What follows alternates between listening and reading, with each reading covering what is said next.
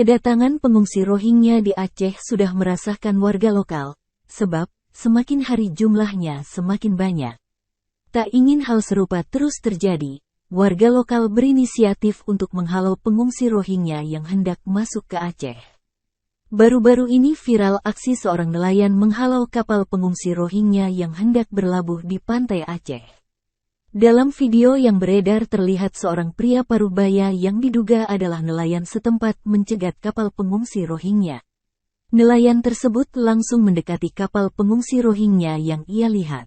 Dari kode tangannya, nelayan tersebut mencoba menghalau para pengungsi yang menaiki kapal tua itu. Sementara itu nelayan di Bir-En mulai dari Kecamatan Samalanga hingga Gandapura sejak beberapa waktu lalu sampai kini terus melakukan pengawasan dan patroli di laut. Tujuan patroli ini agar jika ada kapal yang mengangkut para pengungsi Rohingya supaya tidak mendarat di Bir-En. Patroli ini dilakukan para nelayan di Bir-En saat mereka melaut. Ketua DPD Kesatuan Nelayan Tradisional Indonesia, KNTI, Bir-En, Badrudin Yunus, menanggapi banyaknya pengungsi Rohingya mendarat di Aceh, termasuk di Bir-En akhir-akhir ini. Patroli ini dilakukan para nelayan di Bir-En saat mereka melaut. Ketua DPD Kesatuan Nelayan Tradisional Indonesia, KNTI, Bir-En, Badrudin Yunus, menanggapi banyaknya pengungsi Rohingya mendarat di Aceh, termasuk di Bir-En akhir-akhir ini.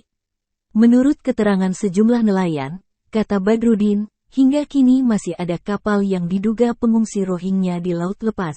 Keberadaan mereka dengan kapal terus dipantau kemana arahnya.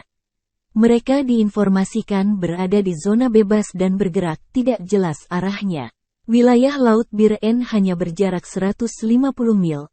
Mereka berada dan terlihat di kejauhan di kawasan zona ekonomi eksklusif atau ZEE batas negara. Selain meminta para nelayan untuk patroli, saat berpapasan dengan bot Rohingya, para nelayan juga diminta membantu apa yang bisa dibantu untuk mereka. Namun diharapkan mereka tidak sempat mendarat. Download Tribun X sekarang, menghadirkan lokal menjadi Indonesia.